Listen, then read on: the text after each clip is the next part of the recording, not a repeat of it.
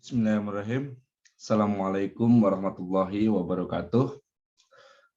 Baiklah, rekan-rekan mahasiswa MPI semester 6, hari ini dikarenakan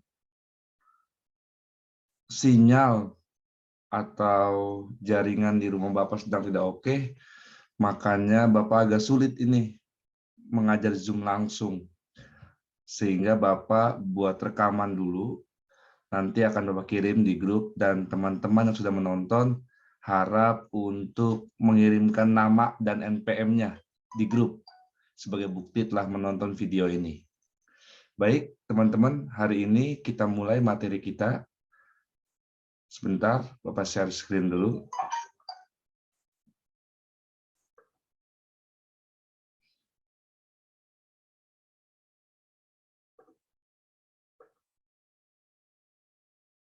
Baik, hari ini materi kita tentang dimensi manusia dalam perubahan organisasi.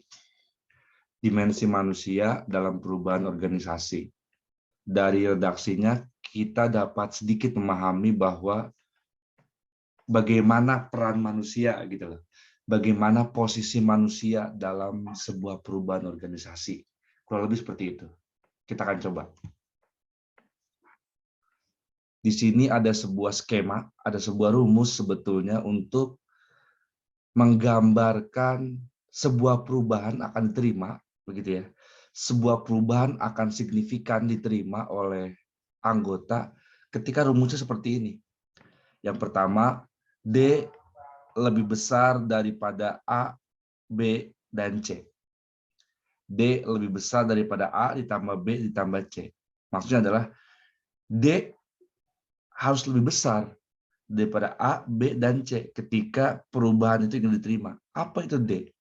D itu energy of change, jadi energi perubahan. A-nya apa? A-nya itu ketidakpuasan terhadap kondisi saat ini. B, visi bersama untuk mencapai perubahan. D, pengetahuan lengkap tentang teknis bagaimana mewujudkan perubahan itu. Jadi kalau kita terjemahkan D lebih besar daripada A, B, dan C, itu maksudnya adalah energi perubahan yang ada di organisasi, kemauan, tekad untuk berubah, itu harus lebih besar daripada pertama, semua orang di organisasi itu nggak puas tentang kondisi saat ini. Sehingga menuntut untuk berubah, move on dari kondisi saat ini. Nggak cuma itu, didukung dengan sebuah visi bersama, tekad bersama, kemauan bersama untuk merubah dari kondisi sekarang, kondisi yang baru yang lebih baik. Nggak cukup dengan itu, mereka pun dibekali, diberikan pengetahuan, diberikan pemahaman tentang bagaimana teknis, bagaimana cara mengeksekusi perubahan itu. Udah nggak puas dengan kondisi sekarang, punya visi bersama untuk mewujudkan perubahan secara bersama. Kemudian punya pengetahuan tentang bagaimana mewujudkan perubahan itu, teknisnya gimana. A, B, dan C harus tetap lebih besar. Maaf, A, B, dan C berarti harus lebih kecil dari energi perubahan yang dimiliki. Kalau energi lebih besar daripada A, B, dan C, maka perubahan akan terwujud. Gitu kurang lebih, teman-teman. Skema yang kedua, A, B, C harus lebih besar daripada Z. Apa sih A, B, C? Tadi udah saya jelaskan A, B, C ya. Ketidakpuasan tentang kondisi saat ini, sehingga ingin move on ke kondisi yang baru. Sebuah visi bersama untuk terjadinya perubahan. Tahu tentang bagaimana teknis mewujudkan perubahan itu. Nah, itu semua harus lebih besar daripada apa? Biaya untuk mewujudkan perubahan. Jadi budget, anggaran, biaya yang dikeluarkan untuk berubah itu harus lebih kecil daripada A, B, dan C tadi. Kalau biaya lebih besar, tekor, rugi, nombok, nggak mau tuh anggota untuk berubah. Justru biaya harus lebih kecil daripada A, B, dan C. Makanya skemanya A, B, dan C harus lebih besar daripada Z. Tolong ini dipahami skema ini, teman-teman. Selanjutnya, konsekuensi dari perubahan. Dalam perubahan organisasi mempunyai sebuah konsekuensi logis bagi peran manusia yang ada dalam organisasi tersebut. Kemudian, bagaimana usaha-usaha apa, langkah-langkah apa yang harus dilakukan oleh pimpinan ketika ingin mewujudkan sebuah perubahan, dan perubahan tersebut diikuti oleh seluruh anggotanya. Bagaimana langkah-langkahnya? Pertama, seorang pimpinan, dalam hal ini kepala sekolah ya, kita MPI, lokusnya selalu sekolah. Langkah yang pertama adalah menyediakan informasi tentang perubahan itu. Bisa jadi teman-teman, kenapa anggota kita nggak mau berubah? Karena dia nggak punya informasi, dia nggak tahu kenapa harus berubah, apa manfaat berubah, apa dampak kalau kita nggak berubah, kemudian bagaimana cara berubah. Sediakan semua informasi itu, sampaikan kepada anggota-anggota kita melalui rapat, melalui pertemuan, melalui meeting, melalui seminar, melalui bimbingan teknis, melalui pelatihan atau apapun itu bentuknya. Berikan informasi sedetail mungkin tentang perubahan yang akan kita usung. Agar apa? Agar anggota kita tahu, oh, si bos pengen perubahan karena begini, manfaatnya ini, tujuannya ini, dampak kalau kita nggak ikut perubahan maka begini konsekuensinya. Oh, caranya begini. Setelah informasi diterima oleh anggota, maka sebetulnya tahap yang kedua sudah mulai bisa dilaksanakan. Apa? Beri mereka waktu untuk berpikir. Dikasih informasi udah, dikasih pemahaman sudah. Mereka perlu waktu untuk berpikir, untuk berdamai hatinya dengan perubahan yang baru. Berbeda anggota dengan ketua, teman-teman. Kalau ketua datang perubahan, dia pelajari, dia lakukan. Kenapa? Organisasi milik dia. Kalau anggota kan mereka pengikut kita. Mereka orang lain. Tentu perlu waktu lebih lama daripada kita untuk menerima perubahan. Mereka perlu berpikir tentang untung rugi mungkin. Perlu berpikir tentang, waduh ini dampaknya bagus nggak buat saya pribadi. Jangan-jangan begitu. Artinya, beri anggota kita waktu untuk berpikir tentang perubahan. Yang ketiga, setelah perubahan terjadi, pulihkan kembali kondisi organisasi. Karena sebuah perubahan itu biasanya gejolaknya begitu tinggi, gesekannya begitu tinggi. Mungkin saja ada perbedaan pendapat, ada perbedaan pandangan, ada gesekan politik, jangan-jangan. Capek perubahan itu, teman-teman.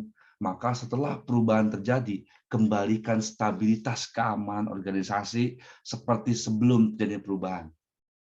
Agar tidak ada lagi blok penolak, blok penerima, blok yang menerima perubahan atau yang pro perubahan, blok yang status quo atau menolak perubahan resisten.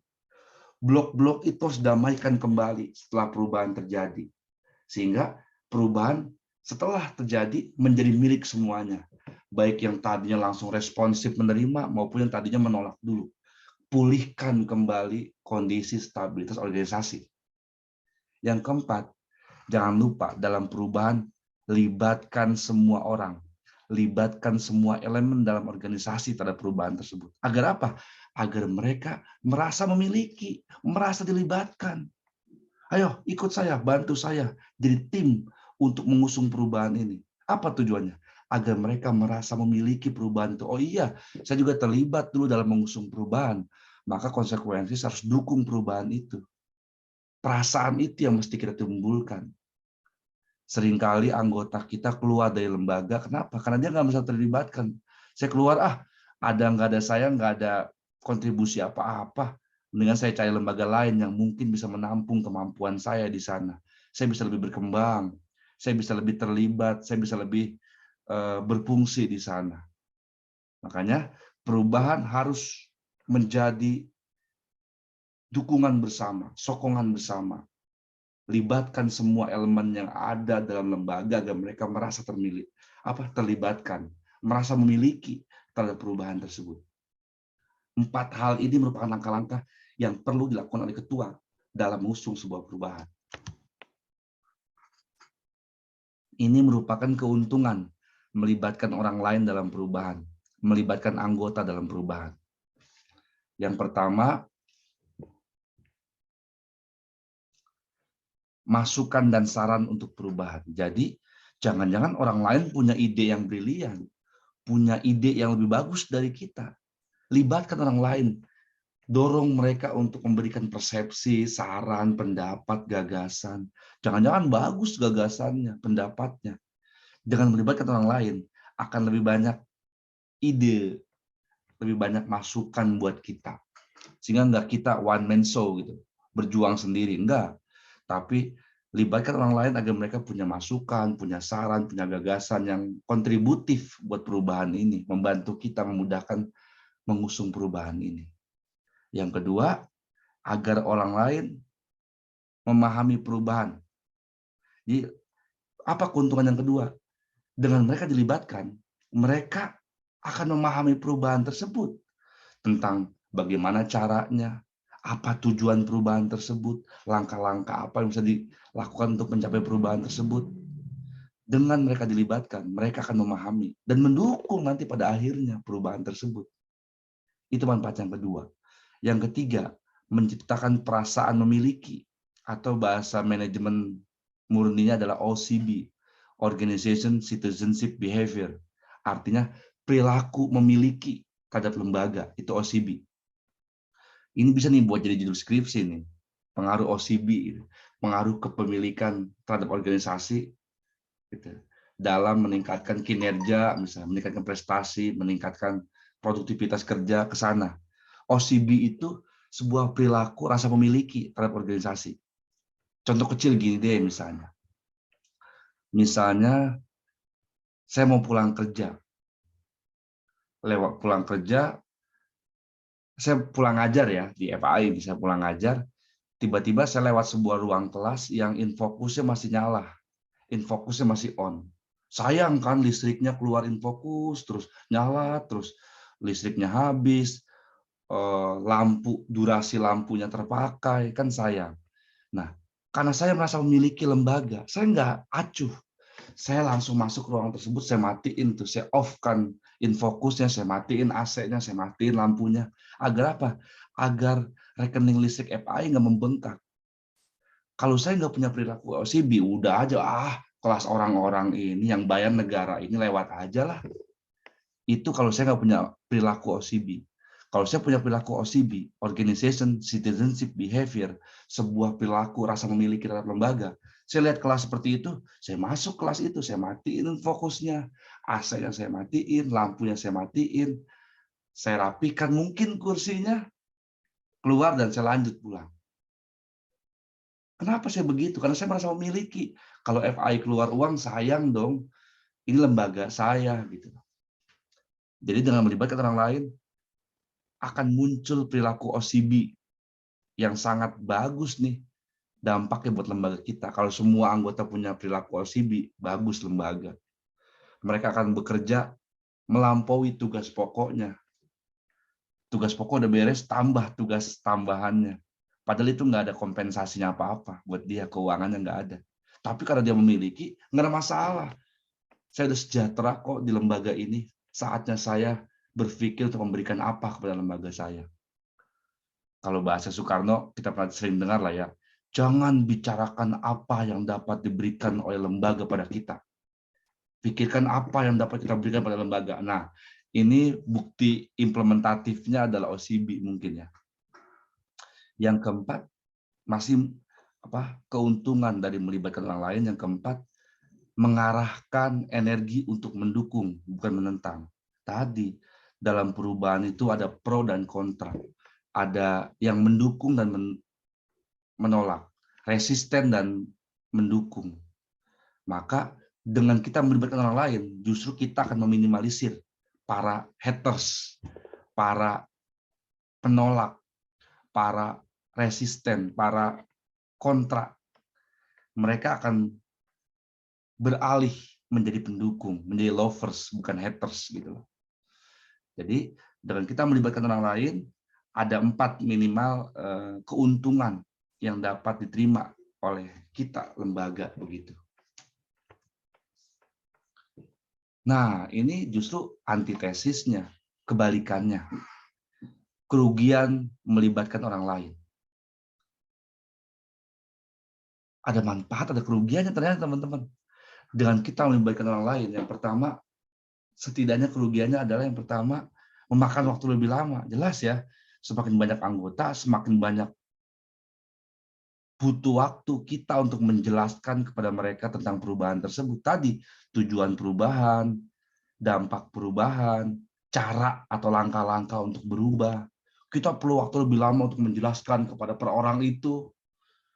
Artinya dengan melibatkan orang lain, kita perlu waktu lebih lama untuk dapat menjelaskan tentang perubahan tersebut.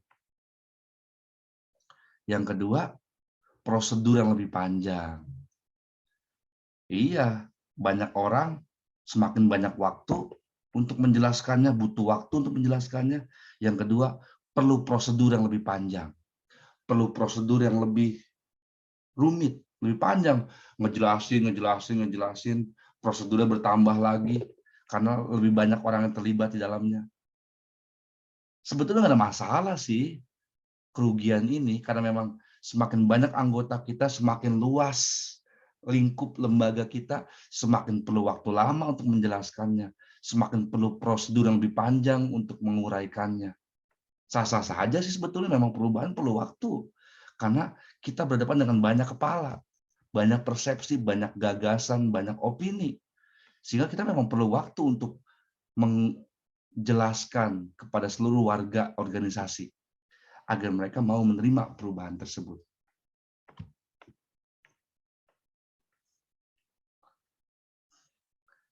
Kreativitas manusia dalam perubahan. Kreativitas dan imajinasi merupakan bagian yang amat penting dalam kehidupan manusia karena sanggup menciptakan gagasan baru untuk memajukan diri dan orang lain. Jadi manusia itu setidaknya punya 3, padahal banyak teman-teman. Ini saya anggap 3 aja deh. Jadi ada Homo sapiens, makhluk yang berpikir, Homo faber, makhluk yang dapat mencipta, menggagas, menginisiasi, membentuk sesuatu, dan Homo economicus, makhluk yang selalu berpikir tentang untung rugi.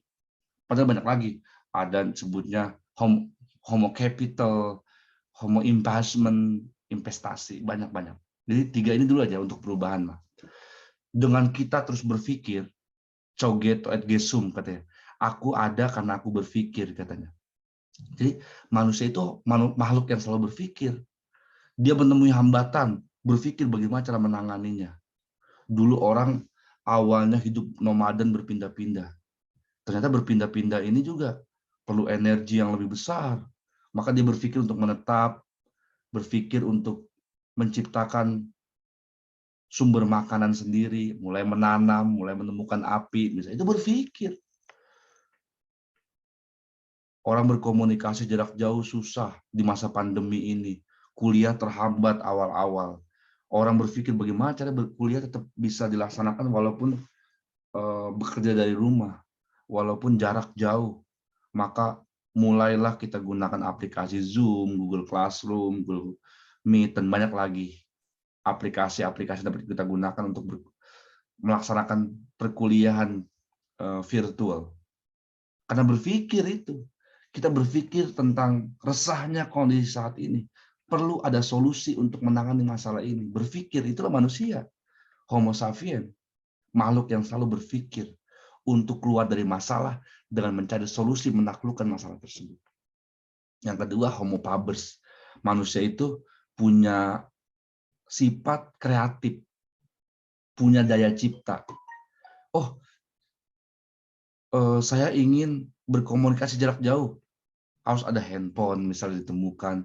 Ingin menempuh perjalanan jauh, tapi nggak menggunakan tenaga manual. Ada motor, ada sepeda, ada mobil. Itu pencipta kita itu. Menciptakan sebuah solusi untuk memudahkan seluruh aktivitas harian kita. Itu Homo faber sebutnya. Ada Homo economicus, makhluk yang selalu berpikir untung dan rugi. Kalau begini saya rugi dong. Saya harus untung. Saya harus menggunakan sumber daya yang saya miliki untuk memperoleh keuntungan yang lebih besar buat diri saya. Dari ketiga sifat ini, Homo sapien, Homo fabers, Homo economicus, sehingga muncullah sebuah perubahan-perubahan dalam diri kehidupan manusia maupun alam semesta ini. Kenapa ada perubahan? Karena manusia berpikir. Kenapa terjadi perubahan? Karena manusia selalu menciptakan hal yang baru untuk menggantikan yang lama. Kenapa terjadi perubahan? Karena manusia berpikir agar tidak rugi, mereka pengen untung, maka harus ada sebuah skema perubahan gitu. Jadi ini adalah 4 sikap manusia yang sebetulnya mendorong untuk terjadi sebuah perubahan.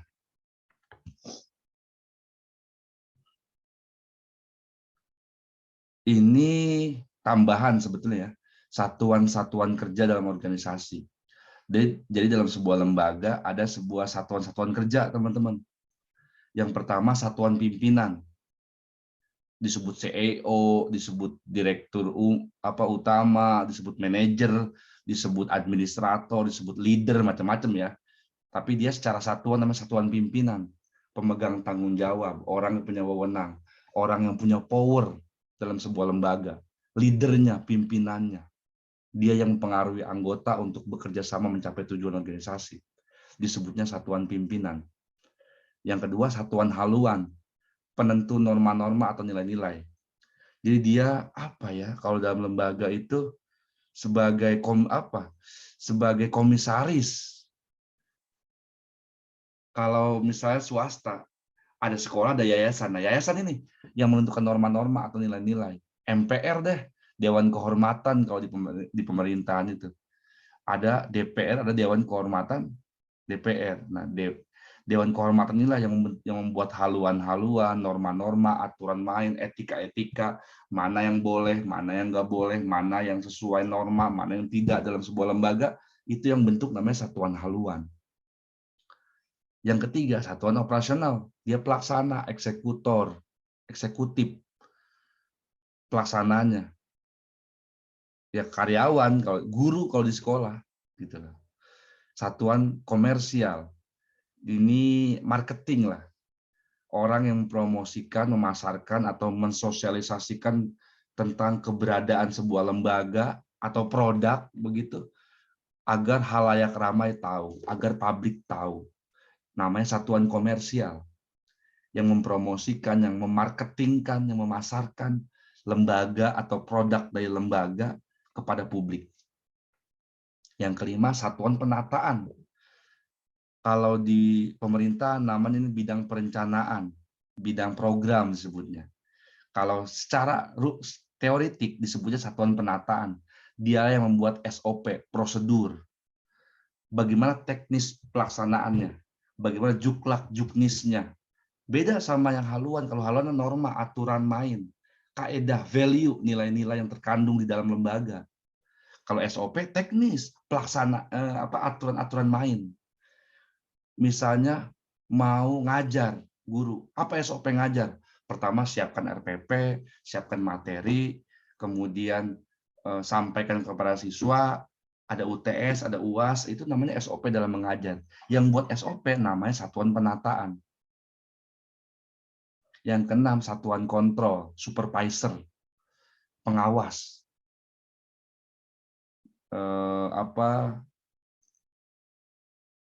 Satuan kontrol, dia mengawas, mengontrol,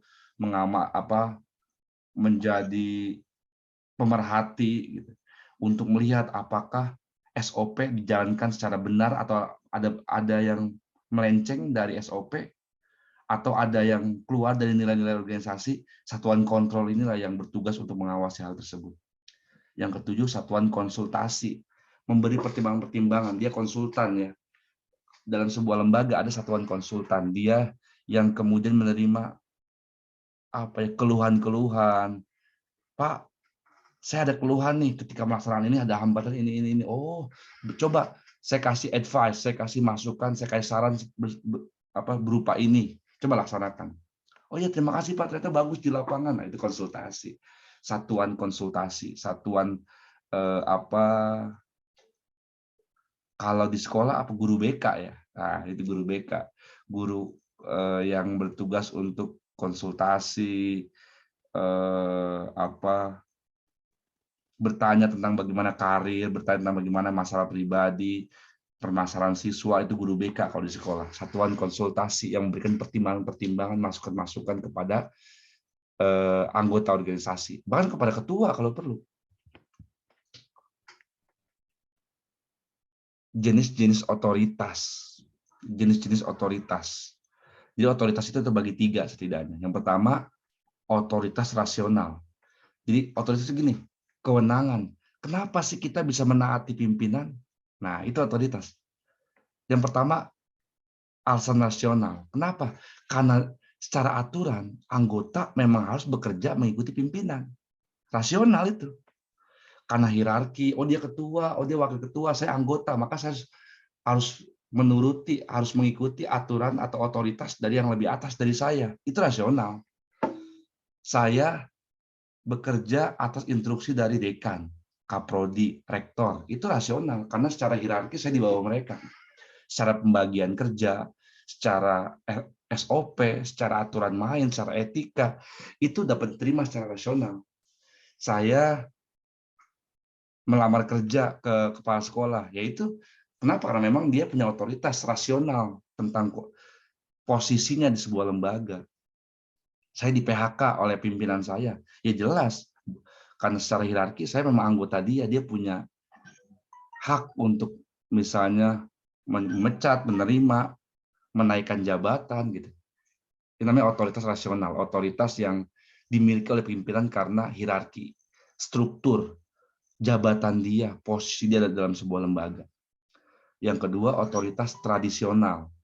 Kewenangan ini bukan karena pertimbangan-pertimbangan rasional, tapi karena hal-hal yang sifatnya budaya, cultures, keturunan. Sri Sultan Hamengkubuwono gitu misalnya, yang sekarang ini baru serah terima putra mahkota ya. Artinya zaman kerajaan dulu secara hierarki betul dia memang lebih tinggi dari kita gitu. Tapi kan misalnya dia ningrat, dia keturunan bangsawan. Bangsawan itu siapa yang menyepakati? Kan nggak rasional bangsawan ini, kita semua terlahir sama sebagai manusia gitu loh. Tapi kenapa dia punya terah bangsawan, kita enggak? Kenapa dia anak sultan, kita enggak? Gitu. Itu kan sebuah otoritas tradisional. Kenapa misalnya anaknya Sri Sultan Jogja terlahir sebagai pangeran, kita kok nggak pangeran? Kita kok cuma anak siapa gitu, anak orang tua kita. Kenapa kita nggak pangeran juga gitu? Itu karena itu otoritas tradisional. Otoritas yang terbentuk karena sebuah kesepakatan dalam sebuah budaya masyarakat. Gender lelaki perempuan itu kan tradisional. Status dalam masyarakat, oh dia kastanya Brahmana, dia kastanya kesatria, dia sudra, dia waisa, dia paria misalnya. Kenapa? Itu sebuah kasta dibentuk secara tradisional, tidak ada alasan rasional. Orang kan terlahir sama. Dia jadi kasta itu bukan karena struktur, tapi karena kesepakatan budaya di masyarakat. Itu namanya otoritas tradisional, teman-teman. Yang ketiga, otoritas karakteristik. Kenapa orang dihormati? Kenapa orang menjadi panutan? Kenapa orang menjadi pemimpin? Karena otoritas karakteristik. Apa? Misalnya dia expert. Misalnya ada seorang profesor ahli di bidang mutu. Nah, ketika ada pembicaraan, ketika ada debat, ketika ada diskusi tentang mutu, dia diundang sebagai narasumber. Dia punya otoritas. Kenapa? Dia expert di sana, dia fokus, dia menjadi pakar di sana, sehingga kata-katanya diikuti oleh yang tidak pakar gitu. Dia expert di bidang informasi. Maka ketika ada kendala-kendala informasi, dia dipanggil, dia dijadikan narasumber. Dan kita mengikuti itu. Kenapa? Karena dia expert. Bukan karena tradisional, bukan karena hal rasional, tapi karena dia punya sebuah karakteristik yang unggul, membedakan kita dari yang lain. Misalnya kita ingin membangun rumah. Kita perlu masukan dari siapa? Orang yang punya karakteristik kehebatan di bidang itu. Siapa misalnya? Arsitek. Pak, saya membuat rumah, anggaran saya sekian. Kira-kira rumah tipe sekarang dengan budget segitu seperti apa ya? Kita konsultasi. kita mengikuti apa yang mereka sarankan. Kenapa? Karena mereka punya expert di bidang itu, gitu loh. Itulah otoritas karakteristik, teman-teman. Jadi ada 3 jenis otoritas. Otoritas rasional karena struktur, jabatan, posisi di sebuah organisasi. Otoritas tradisional karena hal-hal yang sifatnya kultural, budaya, seperti status sosial, dia status ningrat, dia statusnya rakyat jelata. Itu kan nggak ada secara rasional. Itu hanya kesepakatan, hanya sebuah budaya yang terus berkembang begitu. Keturunan ningrat, keturunan raja itu otoritas tradisional. Kemudian otoritas karakteristik, orang dihormati karena expertnya, karena keunggulan yang dia miliki secara pribadi, kecerdasannya, kesolehannya gitu. Kiai diikuti karena dia punya otoritas karakteristik. Dia punya otoritas secara karakteristik keagamaan, dia kiai, dia punya hal yang lebih dari kita dari aspek religiositas misalnya. Itu. Manusia dalam sistem. Ini pernah saya jelaskan di semester-semester sebelumnya. Jadi ada sebuah lingkaran yang warna oranye ini, maaf. Oke. Yang warna oranye ini kita anggap sebagai organisasi. Oranye yang besar ini organisasi. Organisasi tidak akan rapih berjalan, tidak akan sistematis berjalan tanpa apa? Tanpa ada yang inti dari organisasi, yang warna hijau ini apa? Manajemen, manajerial, tata kelola. Organisasi akan rapih kalau tata kelolanya rapih, kalau manajerialnya bagus. Organisasi akan berantakan kalau manajerialnya berantakan. Unsika sebagai organisasi akan rapi kalau rektor, dekan, kaprodi, ketua lembaga, dosen, mahasiswa, laboran, teknisi, security, OB, semua bekerja sama secara sistematis untuk mencapai tujuan dari Unsika. Akan tercapai kemajuan Unsika kalau semua stakeholder, warga kampus ini bekerja sama secara sistematis manajerial. Jadi inti dari sebuah organisasi adalah manajerialnya. Yang hijau punya inti ternyata warna ungu. Manajerial tidak akan berjalan rapi kalau tidak ada kepemimpinan, leadership yang unggul. Manajerial berantakan kalau nggak dipimpin oleh pemimpin yang unggul. Pemimpinnya harus hebat, pemimpinnya harus unggul. Maka manajerial akan rapi. Pemimpinnya lemah, pemimpinnya dipilih karena apa? Keturunan, sehingga nggak punya skill, nggak berjalan tuh manajerial. Kepemimpinannya harus bagus, harus visioner, harus mampu memimpin, betul-betul tahu tentang tupoksi sebagai pemimpin. Dan inti dari warna ungu, warna biru. Apa maksudnya? Inti dari leadership, inti dari kepemimpinan adalah mengambil keputusan. Tugas utama dari seorang pemimpin adalah decision maker, mengambil keputusan. Di saat anggota bingung, pemimpin nggak boleh bingung. Beri harapan pada anggota bahwa kita akan tetap bertahan dalam sebuah kondisi ini. Ambil keputusan yang jitu agar lembaga keluar dari masalah. Move, maju. Jadi inti dari organisasi adalah manajerialnya. Inti dari manajerial adalah leadership-nya. Dan tugas utama poros dari leadership adalah mengambil keputusan. Baik teman-teman, ini materi kita pada hari ini. Terima kasih atas partisipasinya Bapak Heri. Assalamualaikum warahmatullahi wabarakatuh.